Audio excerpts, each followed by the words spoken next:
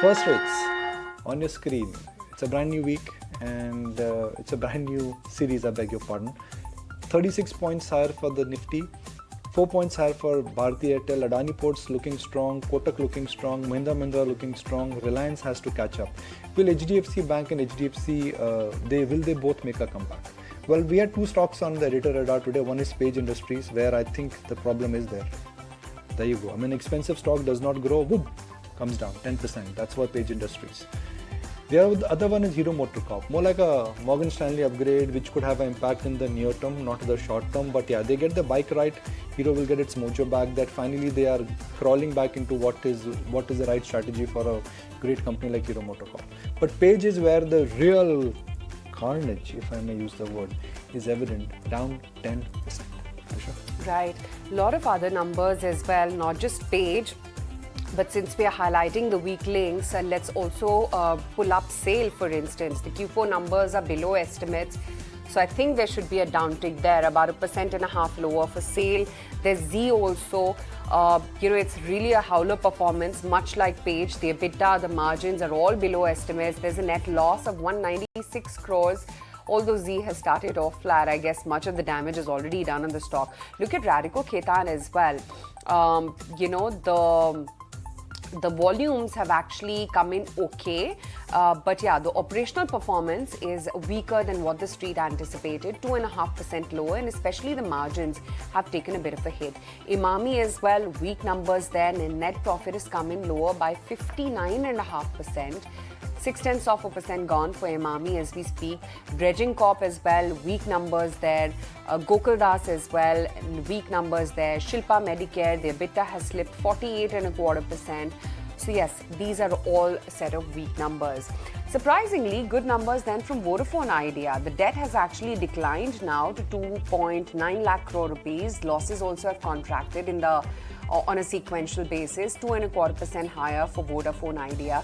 We were telling you about Aster DM as to how we reported this story back in September itself. The numbers are out. The EBITDA is up 9.5%, and there are binding bids for the Gulf business, which are likely by the first quarter, though Aster DM starts off down 2.5%. GMM Pfaudler, now this is a very high HNI interest stock. That is should be seeing some gains. The numbers are impressive. The EBITDA margin is coming at 11.1% versus 10.3% on a year-on-year basis. 4.25% higher for GMM as we speak right now. There's eClerx, MedPlus Health, Triveni Engineering, Mrs. Vector, cracker of an earnings performance from there. EBITDA has risen 90%. The margins have expanded to 13.9% versus 10% on a year-on-year basis. Stock holding up 1.5%. Although I must add that in the last quarter itself, you've seen some fabulous gains come in on the stock price for Mrs. Vector Food. Much in the larger scheme of FMCG names actually holding out. This also continues its uptick.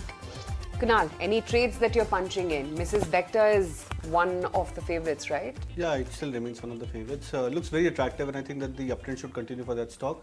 But other than that, large cap stocks is where I would probably keep an eye on, specifically Reliance Industries. 2460 approximately is where the stock is trading right now. So I think looks good for 2500, 2550 mark over the very near term. All right, that's Reliance Industries. Lots of options to pick out for the day. What is it that you're looking at, Naresh?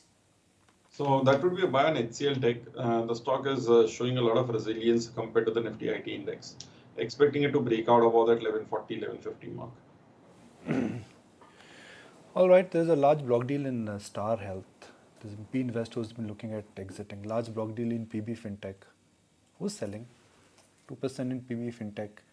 1%, 2%, 1% plus in Star Health. So someone is in a hurry to really book profits because Star Health is not anywhere close to its 52-week high. PB Fintech, by the way, has done very well this year. And post numbers, everyone is convinced that the turnaround, I think, is real. Where is Zomato? Before I go to Nilesh Shah, let's look at the Zomato stock price. Everybody likes it. A year ago, everybody went just 67.5, 50 paisa up. Nilesh Shah, Managing Director of Kotak AMC, joins us now. Nilesh bhai, good morning. Thank you for joining us. It's been a good comeback. It's been a really good comeback. Do you think bulls are back and they're here to stay? That is more important. As long as our fundamentals are good, bulls will always win. And as of today, we are oasis in the global desert. World is tackling with inflation. We are keeping our inflation under check. World is struggling with growth despite raising record debt. We are still maintaining positive rate of growth. So compared to the world, we are in a reasonably good shape. And that's where markets are getting supported. We are having a situation, Nilesh Bhai, where foreign institutional investors, they are back. Der aaya durust aaya, but I say every morning, welcome back, my friends. You should have not sold in 2022, but thank you very much for coming back. That's one part. FIs are back. Second is domestic institutional investors. What we understand is that they're sitting on cash levels of 4.5 to about 5.5%. If markets go higher, they would be forced to come back. Do you think we are going through a situation where suddenly sellers are absent and there is a lot of buyers who are back? Nikunj bhai, you have hit the bullseye. Today we have seen buying from domestic investors, global investors, retail and HNI, and the supply has not emerged. No big IPOs, no QIPs, no OFS, no secondary market sell in a large quantum by promoters or private equity funds. So part of this rally is undoubtedly buying overwhelming the selling. But at higher level, selling is bound to emerge, and that's how the markets operate. Let's understand your thoughts on valuations. Earnings are back, inflation is back. We are no longer trading at a huge premium to what we were trading in 2022 and late 21. Given the construct of the earning, and if today is the starting point, next 12 to 18 months, 18 to 24 months, what should be the expected returns? So Nikunj bhai, as you know, over next 12 months, we will be going into central election. And there are various scenarios possible, as in 2004, where markets corrected after result, or 2009, where markets went up after the result, or 2013-14, where markets started progressing slowly and steadily well before election. Now, this event is likely to impact prices far more than just the corporate performance. As of today, from a valuation point of view, we are fairly priced, neither too expensive nor too cheap. Undoubtedly, our premium over our peers has come down. And more importantly, a lot of peers have actually become ineligible for investment. For example, Russia is a no-go. South Africa is slowly heading towards that direction. China, corporate misgovernance issues, government's intervention is now creating doubts among global investors. So somewhere we are getting stand out like oasis in the desert. Our valuations are fair, but over next 12 to 18 months, apart from the valuation, election results and such events will continue to impact the price performance. Interesting. So Nilesh, since you're saying we're fairly priced, is that true about most sectors as well? Or do you think there is still somewhere value on the table and somewhere you would say that, you know what, at least book partial of your profits? So for some time, we were kind of saying marginal underweight small and mid cap and marginal overweight large cap. This has been the stance for almost a year plus, and that has worked out. And our call also was not very convincing call. We were just giving marginal underweight, overweight call, not super underweight or overweight. Today, as we speak, large, mid, and small are almost in equilibrium. Mid cap looks a little bit expensive, but they are still in equilibrium. Sectorally, we believe there is not much of opportunity of re-rating. Obviously, stock-specific moves will be there. IT is cheap from a valuation point of view, but there are uncertainties and hence you have to pick up right stocks. Pharma hasn't performed for some time and hence has become cheap. But then there are company-specific issues, so you have to again pick up from a bottom-up basis. Banking has one of the best time. The profits are upwards of 1 lakh crore plus for the PSU banking system. State Bank of India declared 50,000 crore of profit. So banking sector per se is doing exceptionally well, but that is also reflected into prices. So I will say this is one market where you have to do hard work, bottom-up stock picking. There's no easy, low-hanging fruits available from a valuation point of view. Fruits from a valuation point, but let's talk new themes then, Nilesh. And just about everybody seems to be betting on the manufacturing theme in India. Do you believe that this is a strong emerging trend? Undoubtedly, yes. We had launched Kotak Manufacturing in India Fund some time back. The performance, the launch of the fund was clearly driven by this faith that this time India is going to capture a bigger share of manufacturing GDP. China Plus One is pushing companies to come to India. Many Indian multinational companies' subsidiaries are now getting participation in exports market. Our domestic market itself is growing. Put together, whether it's local market, exports market, Indian companies have one of the best shot in manufacturing field. Performance of that fund has been fairly satisfactory, and we still believe this is a multi-decadal growth opportunity, like we saw in technology and media, technology sector in 2000, like we saw in pharma sectors in the mid-90s to 2000, like we saw in chemical sectors 5-6 years ago. This is a multi-decadal opportunity for Indian manufacturers to increase their share in global markets. Nilesh, you were alluding to as to how India is better than the rest. But let's look at the mother market. I mean, US equities, they're grappling with the June 1st deadline now on the US debt ceiling. You've been reading into this case, right? What would it mean for India markets, for instance? So, for example, this drama, what is happening in US about the debt ceiling, it's not happening for the first time. It's happening repeatedly again and again. Will it have any impact on Indian market? My answer is no. There are many doomsday scenarios as if US defaults on its debt, it's going to create havoc. My feeling is that like UK's Brexit, which when it happened and the results were shocking, it did create a temporary correction in market as some brown sides were interested in selling in India based on what happened in UK. But the markets were smart enough, entire selling was absorbed. And by end of day, markets went up as if nothing happened. So there could be temporary reactions in India.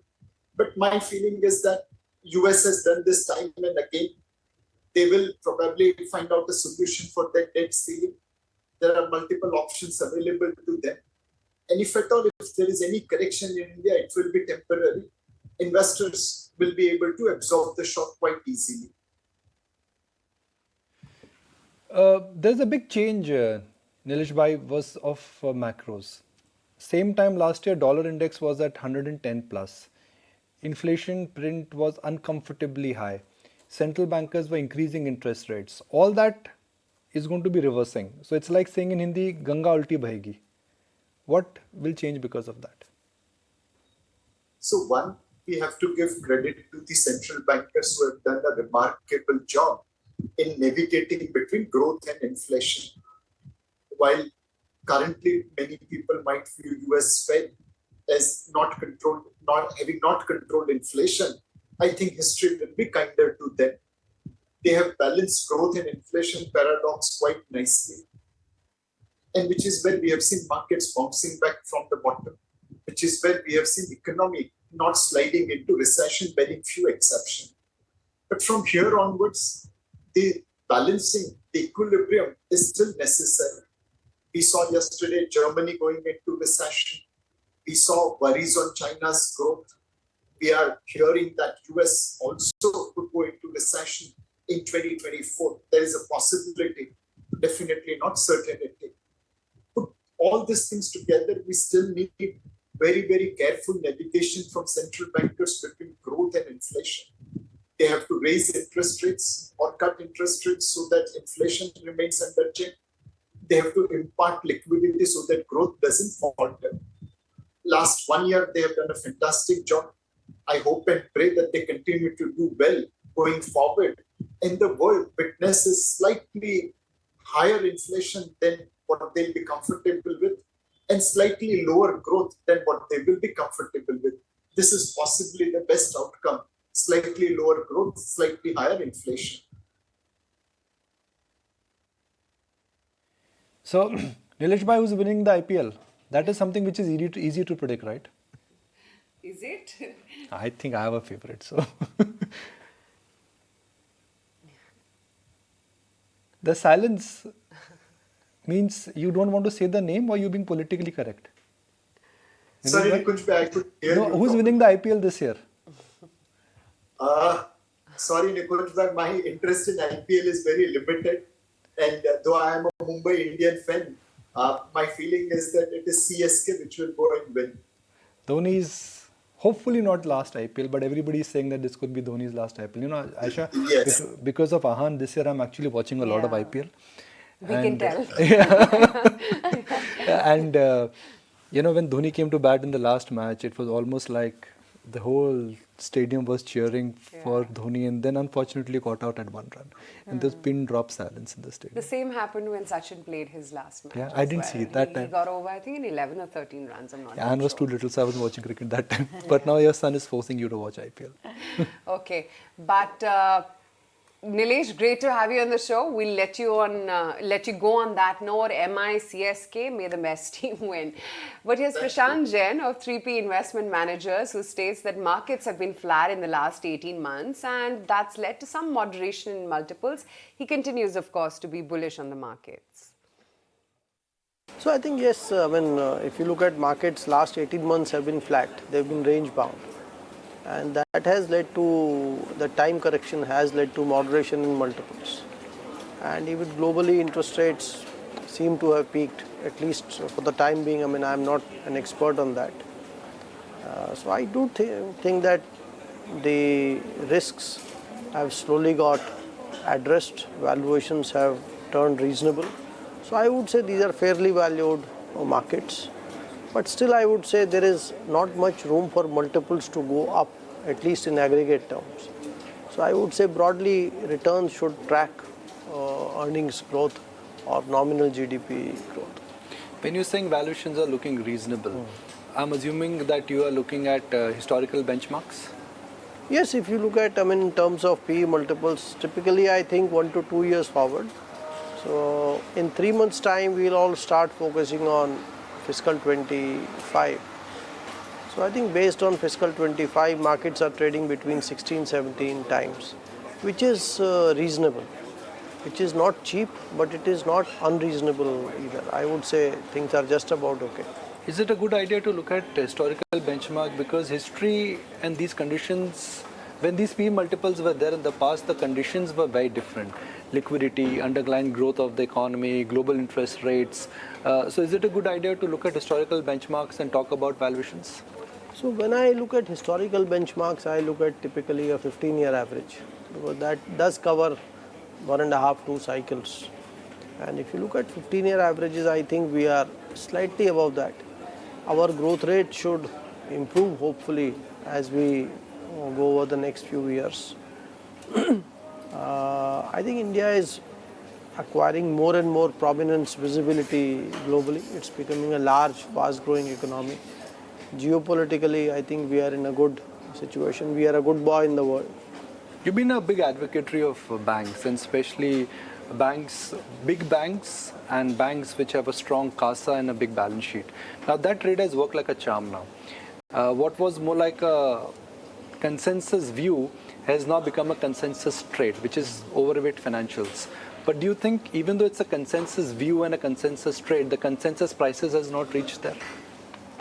So I think, yes, most people agree now that, and the stock prices have moved sharply. So most people agree that banks are in a sweet spot.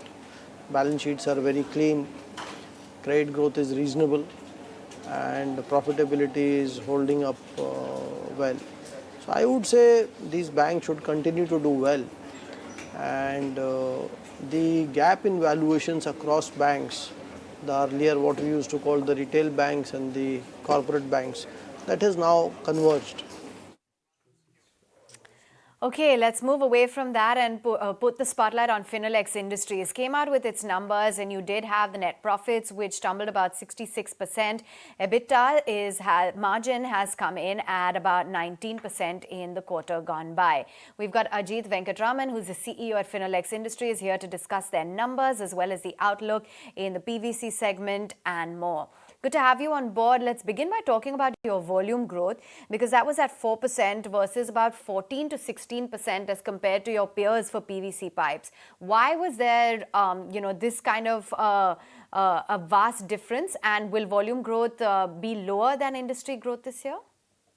So we had a record volume growth this year. For example, we finished the year with about 303,000 metric tons, which is the highest ever. So this was also highest ever for agri and the pipes and fitting segment. And therefore, and we came with the highest Q3 volumes ever for us in Q3. And Q4 also, we have had a very stable volume. So in terms of volume growth, I think we are pretty much online. And going into the future, it is going to depend a lot upon the stability of PVC prices. And with PVC prices reaching a steady level to almost pre-COVID levels, we are expecting that this year should be a normal year for the PVC pipes and fitting industry. And we are expecting a 10 to 15% growth in both the pipes and fitting segment. Right. So your PVC EDC spread has seen a sharp fall as opposed to what your Q4 exit rate was, as we understand. Is that likely to dent PVC resin margins in the coming quarters as well? See, again, it's a tough call. We would ideally like the PVC EDC spread as well as PVC VCM spread to be a little bit higher than what it is right now. The current prices of PVC is at around 75 rupees per kg, and the PVC EDC spread also lags behind the PVC prices by a little bit. But we are seeing a very narrow range that is between 75 and 80 rupees. So this is pretty much a more stable level than what we have seen in the last 2 years. If this maintains, then we should be in a fairly good position, because if you actually see, you mentioned that our EBITDA margins were at about 19.3%. This is compared to about 18.17% in Q3. So the steadiness of PVC prices really does help. If we don't get a good monsoon this year, if we don't, fingers crossed, what will change for you? So ideally nothing much, because the good percentage of ours, almost 60 to 65% of our pipes and fitting volume goes into the agri segment. And a weak monsoon also helps, because farmers need to irrigate their land and they need pipelines taking water from the water source to their fields. So I'm not sure whether that will have a major impact. It should actually be good for us. Now, we've had an extraordinary year of high inflation. Crude prices, polymer prices, everything has reversed. But you must have increased your prices when raw material prices, they went higher. Now True. that raw material prices are normalizing, would you be retaining some price hike back? No, it's a very efficient market. The price rise or price fall is passed on to the market within a few days by all the players in the market. So there is not too much of a play in terms of PVC prices moving up and down. The only impact that lowering of PVC prices is that the network carries less inventory. When the prices are going up, the retail network does keep a larger inventory in their stock. Okay, and now that, we have seen the PVC prices as well that are, at the usual levels of pre-pandemic levels and pre-war times, do you think that there could be a further contraction in prices, or have they bottomed out? No, this is likely to be a stable range. This is, if you look at PVC prices over the last 10 years, it has been fairly stable, other than the last couple of years where it has seen an overall volatility. Now what we have seen since December is that there's a fair degree of stability coming into the market, I think since December onwards. Right. You're also looking to monetize part of your non-core land parcel in Pune, as we understand. How much is expected from this land sale?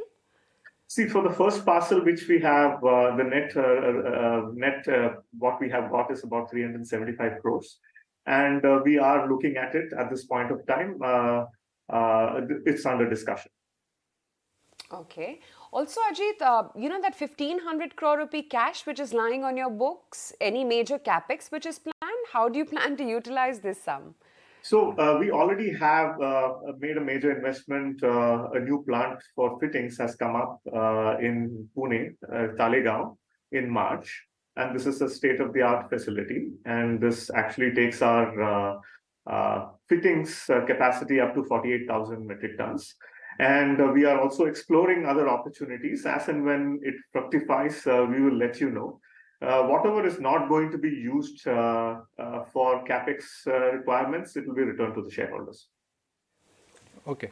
When you say 10 to 15% growth, it is largely because the industry is growing or you're gaining market share?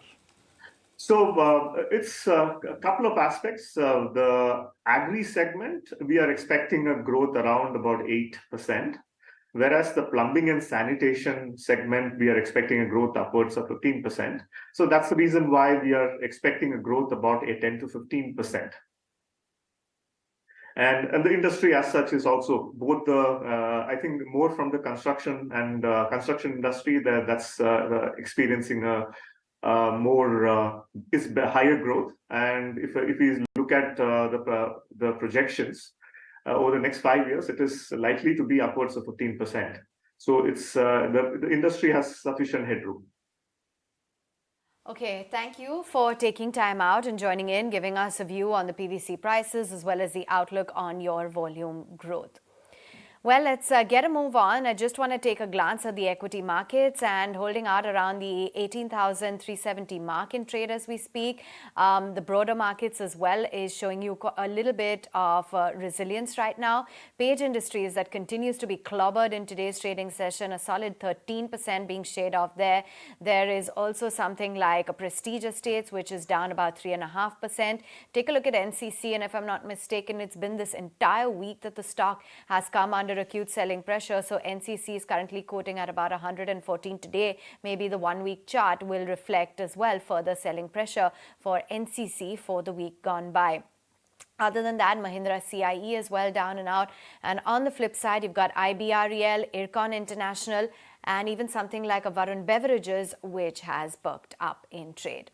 Well, let's get a move on then. And it was in the year 2016 when direct-to-consumer or D2C was yet to become a catchphrase that Mama Earth began by launching 6 baby products. Today, the company is part of the Unicorn Club. They're on track for an IPO and have been profitable for the last 3 years. Here are a conversation I had with Ghazal Alag and Varun Alag, co-founders at Honasa Consumer. When we were blessed with our first son, Agastya, there was a dearth of toxin-free, safe and natural products here in India. We couldn't find them. We were relying on getting products from outside of India, and that just prompted us to do something about it while nobody else was thinking about it back then. And that's how Mama Earth came into existence with just 6 baby care products back then. That was the vision that we had. We thought even if we were able to help like 10,000 parents, we will be in a good position. But God was kind, our consumers loved us, and they showed us the way forward from just a baby care brand. Now we are into adult category as well with hair, skin, body and all of that. Yeah, absolutely. And so Varun, just let's talk about, the business model, because it is quite simple actually. You guys develop the products and then there's a contract manufacturer who produces the products. How exactly does it work? See, I think what's important to know is that we clearly saw a gap that Indian consumers were not being served with products that are meant for Indian consumers. They were largely being served with products which were largely made for the global market and just imported for India. Yeah.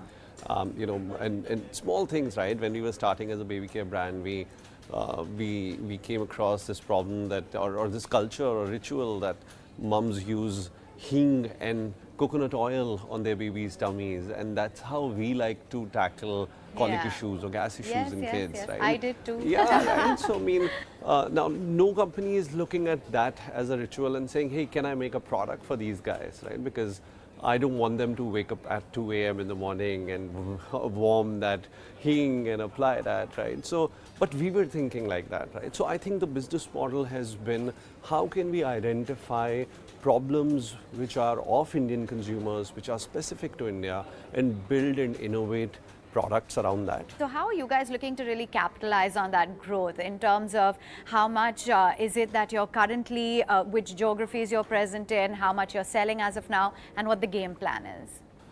So I think we are very bullish on beauty and personal care market in India. I'll tell you some facts which make us believe that, you know, this is a great opportunity to go after. So firstly, our focus is completely India as a market.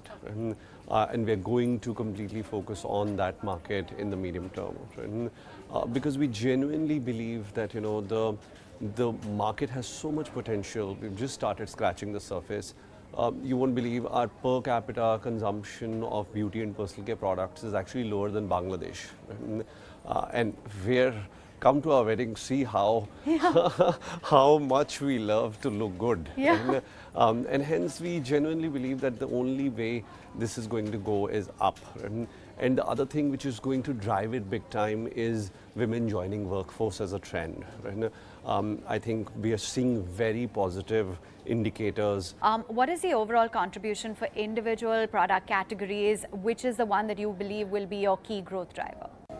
I think what we are doing at Hunasa is listening to consumers very actively and innovating basis what they are looking for. So you would see us innovating across all categories. I think amongst our portfolio, and now we have 6 brands. Skin is our largest contributing category for now, followed by hair, and then baby and body comes together. But that's also an indication of how large those markets are. So across each of our brand propositions, I think that's something that we are cognizant of, and skin continues to be our focus category. Okay, now I'm going to ask that burning, contentious question because there was a lot of news and media about it, and I want you guys to actually clarify.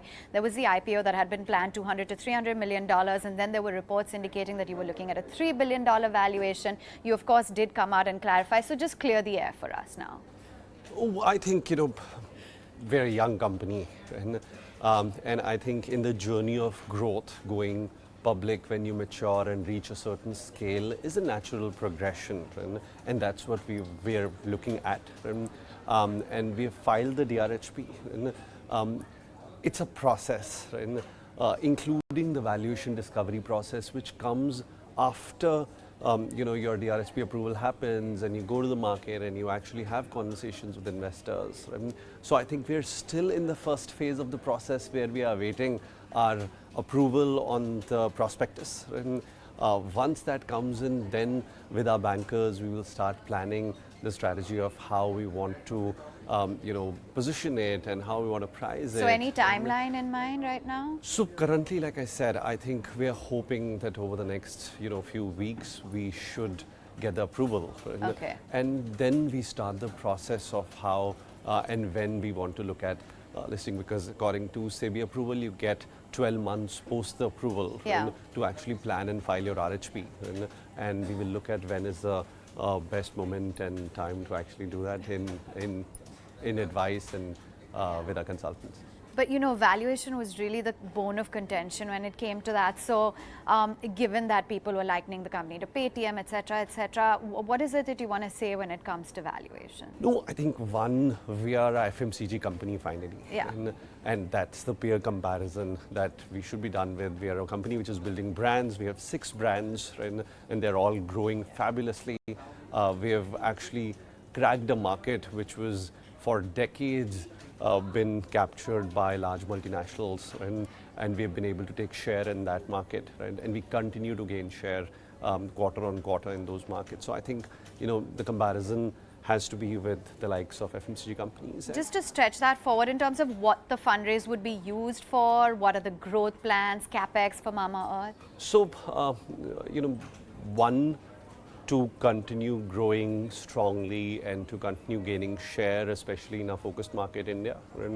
and where we are building more brands beyond Mamaearth also, which are showing exceptional results. And I don't think anybody would have, any company would have built so many sizable brands in such a period of time that we would be able to do. And, so I think first focus area would be that. Second is focusing on newer channels of growth. So we are expanding in the omni-channel space, in offline, as well as opening our own stores in EBOs, right? As well as for some of our brands like Be Blunt are also expanding our salon footprints, because the product and salon businesses synergize really well. So investing in increasing that presence and investing in R&D and innovation over the next 5 years. So I think those would be the core areas of investment. Okay. Want to also discuss financials, because you guys did manage to post a profit in FY22.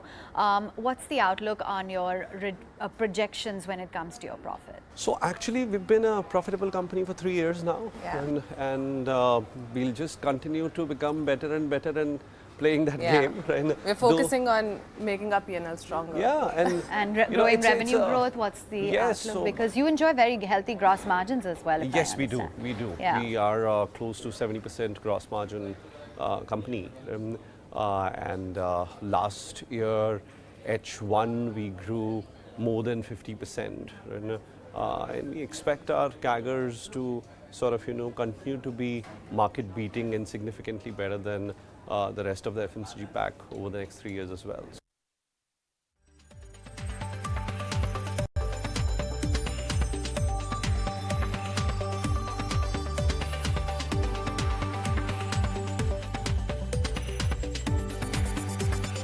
Catch that entire conversation with the Mamaearth co-founders today at 6 p.m. on Startup Central. But here's another programming note, and we at Times Network are back with our flagship event, India Economic Conclave, which is known to set the stage for driving India's economic agenda as we move forward on the path of integrated equitable development, which is all-inclusive, all-pervasive, universal, and one that strengthens not just the Indian economy, but the global one as well.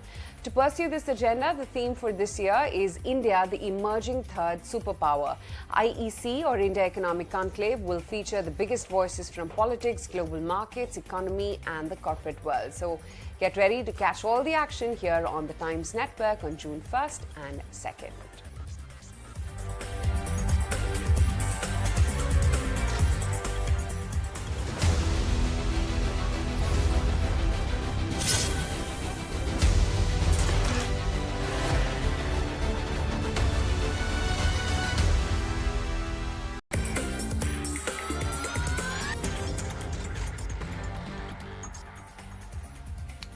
Back with the market right here on ET Now. Let's in fact revisit what the market is settling in at. And where is it that the rates are currently? Absolutely flat. Start of a new series, and it's been one of the flattest ones. 18,448 is where we're currently at for the Nifty futures. Look at the kind of turnaround that the stock is actually seeing. Actually, much of the damage was already done. And yes, the numbers were a howler, but the stock is actually holding up 3% as we speak. Cummins, a big recovery since the day its earnings and the guidance got announced. Now holding up by about 2.25%. And I think yesterday as well, the stock was a gainer. Emphasis, Persistent are two other names from within the mid-cap IT universe, which are also holding out. But since we're on the subject of mid-cap IT, let's try and dissect Aptech's performance. Their revenue on a consolidated basis for the Q4 are up over 2 times, EBITDA uptick of 3.5 times, and the margins as well have expanded to 19.6%. So let me welcome on board Dr. Anil Pant, joining in on the show right now, the MD and CEO at Aptech, to talk about their numbers. Anil, hi, good morning. Growth clearly was driven by institutional business, I guess. But was there a one-off which led to this massive 2x jump sequentially? So good morning. The fact of the matter is that we have 3 engines: the retail domestic, international retail, and the institutional business. The institutional business has done very well in Q4, but the growth has been equally led by domestic and international retail. And very pleased to share that on the international business for the year, on the institutional business for the year, we posted revenues of about 170 odd crores. And this year we are targeting to do significantly better than that. And almost about 90% of that order book is already in place for the current financial year. So we expect to be able to continue this growth in this year also. So, Mr. Pant, you talked about 170 crore run rate for institutional business and you said it will be significantly better in FY24. What could be that number? 250 crore thereabouts? Approximately, in fact, slightly better than that. What, targeting 300 crores then? Yeah, we already have about 250 crores of order book in place.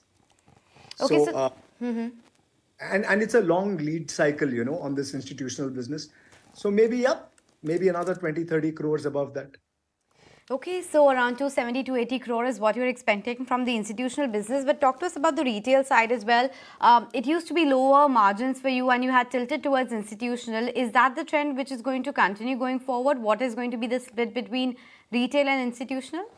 Not at all. In fact, the retail business is our pride and joy. The kind of leverage that we have on the retail business, beyond the break-even, it's almost an 83% addition to our bottom line, right? And the leverage is tremendously high.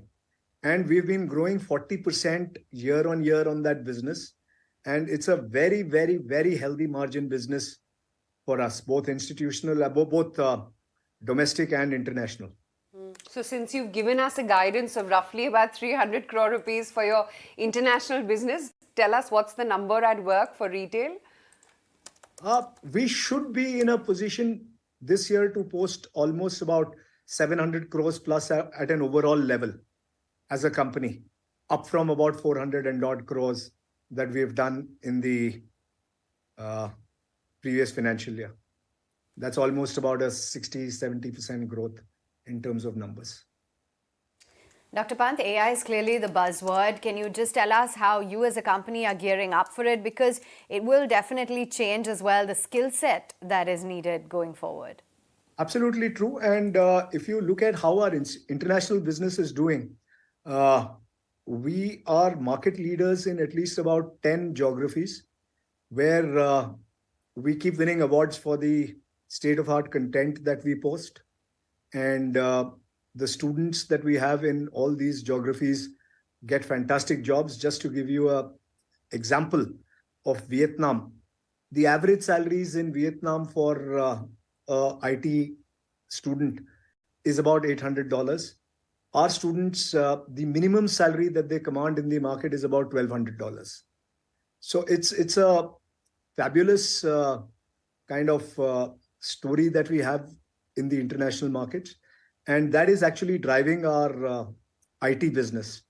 Also, what is doing extremely well for us is the media and entertainment space, where our foray into animation, VFX, gaming.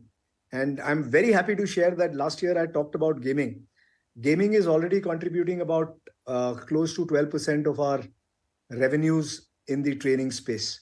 And we expect this to go up to about 20% plus this year. No, sure. So you talked about gaming, media and entertainment, but we also wanted to understand artificial intelligence in terms of the other applications that could be there. What are you exploring there? Is there a lot of interest with respect to training and courses around that? So if you look at the deep technology that we talk about, right? We have courses in AI, we have courses in ML, we have courses in blockchain. If you look at the recent government decision, especially after the hacking of, All India Institute of Medical Sciences, a decision has been taken to move the complete chain of government business onto blockchain. And that opens up a massive opportunity for both professionals as well as for training companies like ours to sort of strengthen our offering both in India and abroad. So we are already there in almost every space of deep technology and cutting edge IT that you can think of. Content is state of the art and people are doing very well.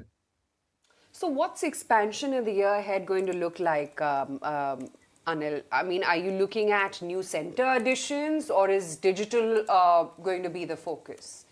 So look at it this way. Our same store sales growth has already been at about 30% plus.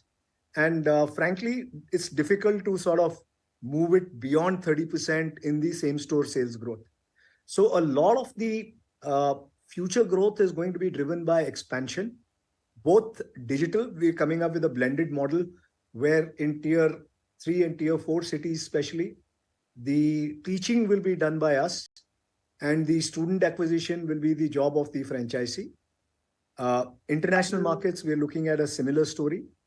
And we expect to add almost 100 plus stores this year.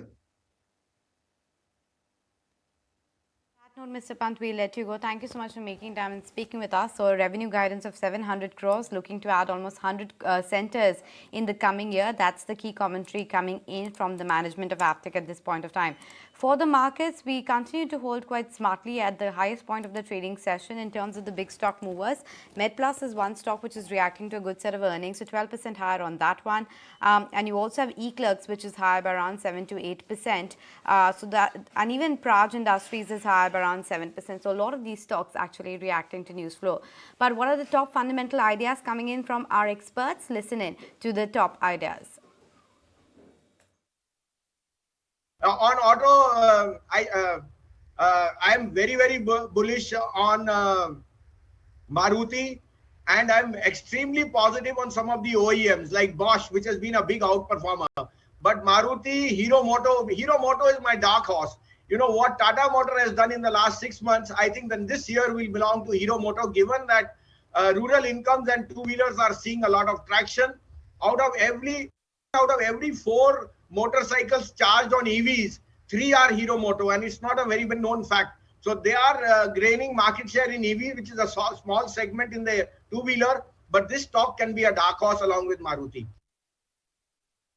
Some of the auto ancillary players, what we like is most of the tire companies, because one, I think when you look at both rubber plus the crude-based derivatives, I mean, so that cost component is 65 to 70%, and both of them are looking soft to us. We've seen good amount of 400 to 500 bips kind of a margin expansion for most of the players, and typically tire has got a higher tonnage or a contribution from CVs slightly higher. So we like Apollo tires, we like JK tires. We like that entire space. Besides that, some of the other names which we like is something like, say, for example, Mayur Unicotas. Company is guiding for good set of numbers for the next 2 years. They derive about 65% of their top line from the artificial or technical textile, what they sell it to autos. So that is another what we like. Bosch is also sort of looking good to us because see the margins for Bosch has sort of normalized to 12-13% odd. So pre-COVID levels margins have been achieved. I think dividend payout has been pretty good at 10 or 100 odd percent.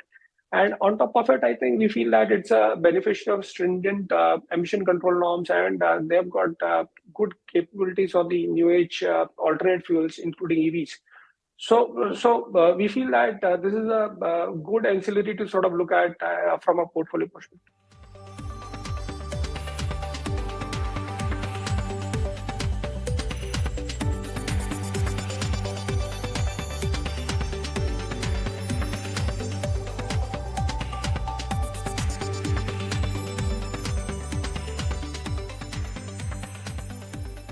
All right, time for chart busters. Lots of stocks that are catching our charter's eye. We've got Kunal Bothra joining in with just that. And Kunal, what's the stock today? It's IDFC First Bank, again a private sector name which has actually done very well. And the reason for flagging of IDFC First Bank is the very sharp reduction in open interest as compared to the previous month. And that, as an observation, bodes very well for the stock price, because we have to look at the recent recovery for IDFC First Bank in the month of May, or in the series of May. So the stock started the series of May at levels of 55 levels, where there was a heavy chunk of open interest which was actually there for the stock. Gradually we saw the stock going into a short covering mode, but the short covering mode which happened over here was extremely high. This indicates that majority of the players who were actually short in IDFC First Bank have actually unwound their positions. Now when we look at the charts, the stock is forming a very huge kind of an inverted head and shoulder pattern, and it's managed to break past about the trend lines or the neckline of this inverted head and shoulder pattern when it crossed the levels of 60 62, which means now this should act as a strong base for IDFC First Bank over the near to medium term, and I'm expecting the stock to cross the previous major highs of 70 plus and even possibly go back towards a lifetime high levels for itself. So strong data on the FNO side as well as extremely strong charts for IDFC First Bank. Okay, that's IDFC First Bank from Kunal. But Naresh, HCLTech on your radar? Yeah, so looking at HCLTech, if you look at the recovery post that September lows from 900 to 1150, in the next bottom it did not break that 1050 mark. The rest of the large cap names actually went back to the same lows. Some of them have actually made new lows in the last few months. So that is where the relative strength has come into play compared to the Nifty IT index. Then if you look at a structure, it is a cup and handle formation, wherein the breakout is around that 1130, 1150 mark. That 1130, 1150 mark has been tested almost 4 times over the last 4 or 5 months. Once it breaks, that would indicate that the stock is taking leadership in the large cap IT space. And in that case, it should go all the way to the previous highs, just like what has happened with a lot of mid cap IT names. Now, given that the risk reward be better at current levels, we preempt the buy here, keeping a stop loss at 1080, a target price of 1250 to 1350 in the short to medium term. Those are the top ideas coming in HCLTech as well as IDFC First Bank. Interesting on IDFC First Bank, Kunal, because there was a recent note from Nuvama as well talking about it being a candidate for inclusion in the MSCI fund as well, in the MSCI index. If it rallies by 15 to 17%, it could be added to the MSCI standard index in August review. But apart from that, what are the top stock ideas, Kunal? Yes, I'm bullish on IDFC First Bank, and I'm extremely bullish, not just at 10-15%, but much beyond that from current levels. Now, the two names which I would highlight at current levels in terms of a fresh buy, ABFRL as a fresh candidate of a turnaround. The stock has been beaten down. Now, it's come back towards an oversold territory, bullish RSI divergence on the hourly charts for ABFRL. So, buy with a target of 216 to 20 range. Stop loss could be kept at 188. And Bajaj Finserv has confirmed a very strong breakout in terms of flag pattern as well as an indicator. So buy with a target of 1,520, stop loss at 1390. Okay, let's get in Naresh's top ideas as well. And Naresh, what's looking good on the charts? So first is a buy on Ujjivan Small Finance Bank. The stock has continued in strong momentum, and we are seeing this happen in small finance banks and NBFCs. Stop loss at 3350 and a target price of 38. Second is a buy on L&D Finance Holding, a big 1.5-year breakout. Stop loss at 99 and a target price of 120.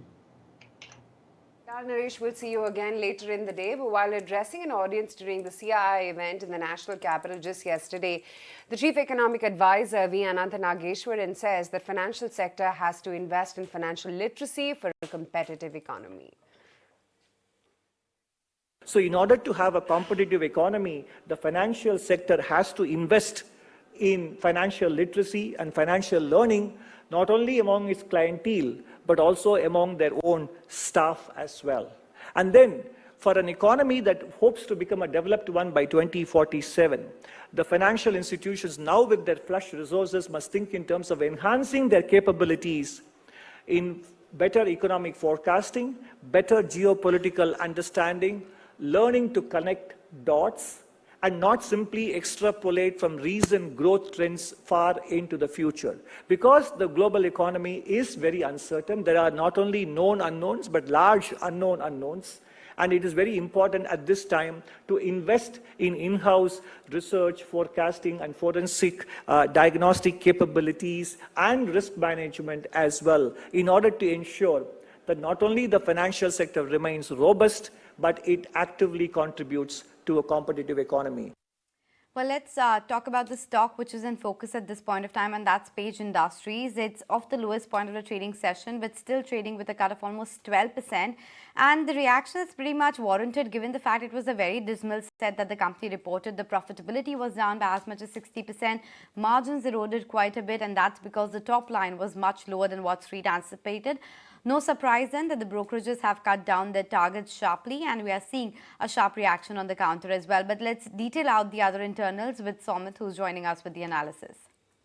Well, it was a very weak set of numbers from Page Industries coming in the fourth quarter of FY23. In fact, the earnings have missed the street estimates by the most since first quarter of FY21. That is the COVID quarter that we had seen. Now, if you see specifically the net profit, that has nearly 42% lower than what the street was estimating. Now, why the numbers have been weak? Firstly, if you see the volume, there has been a sharp degrowth. On a Q-on-Q basis, if you see, volumes have degrowth by around 19%. And this is because the demand conditions were subdued across all categories of the company, and also because of the new inventory system that the company has put in, that is the ARS, that is auto replenishment system. There was some disruption in the channel, and because of this, the company's numbers have come in weak. And in fact, the company is expecting this the ARS implementation to on-go for the next couple of quarters, which means that the first half of FY24 will also be weak for Page Industries. Now, there was a big surprise coming in on the margin front. Now, because of subdued raw material cost, analysts were expecting the margins to be on the higher side, but the margins have actually declined and come in below what street was expecting, and this is because of an adverse product mix, high price inventory, and because of higher ad and selling expenses in the fourth quarter of FY23. Now, on the conference call, the company also said that the April and May month demand has also been subdued. This, coupled with the ARS implementation, means that the first half of FY24 will be weak for the company, and because of this ARS implementation, the inventory level in the channel is very high. In fact, it's at 120 days, which is at an all-time high for Page Industries. Along with this, the management also said that because of subdued raw material prices, they are not looking to take any price hike going ahead, but because of the cost saving strategies that the company has taken, they're expecting the margins to bounce back to around 18 to 20% level. But do remember that on an average earlier, the company used to have a margin of around 20 to 22%, so it's still below than what the earlier averages were for Page Industries. So because of this weak set of numbers, even if you see the analysts, they have cut down their EPS estimates for FY24 by around 15%, and that's the reason we are seeing such kind of a sharp down move in Page Industries. All right, thanks very much for giving us those updates. Page Industries clearly reeling under pressure. Moving on, Aster DM has confirmed, they're saying that they're eyeing potential buyers and advisors to sell stake in their GCC business. ET Now, remember, reported this way back in September 22. We've got Sharad here with all the latest details. Sharad? Well, yes, an important development coming on the potential restructuring of Aster DM Healthcare's Gulf business. And on the notes on accounts on yesterday's quarterly results, they have mentioned that the investment bankers are working actively with the potential buyers and their advisors. Now, the shortlisted candidates are expecting a strong commitment to close the transaction soon, and the company has stated that the binding bids are likely to be received by the end of Q1 FY24. And of course, there would be a review coming in from the board for the proposal of GCC business. Now, on 20th September last year, ET Now had reported that the company may sell stake to strategic investors for its GCC business, and this Gulf business itself compromises almost 75% of the total revenue of the company. And looking at the valuations, of course, we look at the asset value for the Indian business, that stands at roughly, you could say, on an EBITDA basis for FY24 coming in at almost 500 odd crore rupees, while the number is almost 3 times for the Gulf business. Now, looking at the enterprise value, that is northwards of more than 12,000 crore rupees for the India business, while for the GCC business, it stands around 15,000 odd crore rupees. Now, we did check the EV EBITDA multiples as well for FY24. As per report by HSBC, the India peer average stands at almost 22 times, while the GCC average stands at almost 10 times. So it will be very interesting to know where the deal happens on the acquisitions, whether on the premium or the discount front. Okay, Sharad, we leave it at that. That's Aster DM in focus. In fact, on that note, we're going to take a very quick break. Keep your eyes on Page, and on the other hand, on Z. Page, by the way, is now down almost 15%. That stock now, slight bit of recovery, but still 12% lower. And Z, on the other hand, even though it was a howler of a number, the stock is actually perked up about almost 3% as we speak. On that note, we're going to take a very quick break, but come right back. Lots more lined up on the other side.